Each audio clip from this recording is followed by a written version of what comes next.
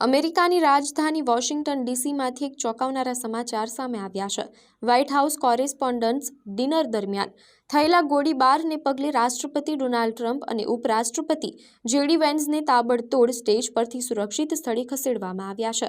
ઘટના સમયે Washington Hilton હોટલમાં વાર્ષિક ડિનરનો કાર્યક્રમ ચાલી રહ્યો હતો, ત્યારે અચાનક સિક્યુરિટી ચેકપોસ્ટ પાસે ફાયરિંગનો અવાજ સંભળાયો હતો।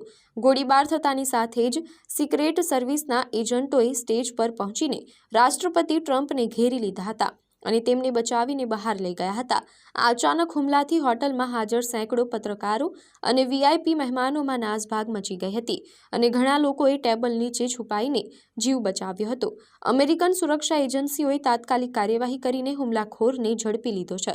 પોલીસના જણાવ્યા મુજબ હુમલાખોર કેલિફોર્નિયાનો 31 વર્ષીય યુવાન છે, જેની પાસેથી હેન્ડગન અને શોટગન જેવા હથિયારો મળી આવ્યા છે।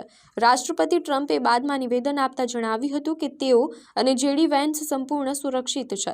એક સિક્રેટ સર્વિસ એજન્ટને ગોળી વાગી હતી, પરંતુ બુલેટ પ્રૂફ જેકેટને કારણે તેનો જીવ બચી ગયો છે। હાલ સમગ્ર વિસ્તારને છાવણીમાં ફેરવી દેવામાં આવ્યો છે અને આ હુમલાના હેતુની ઊંડી તપાસ કરવામાં આવી રહી છે।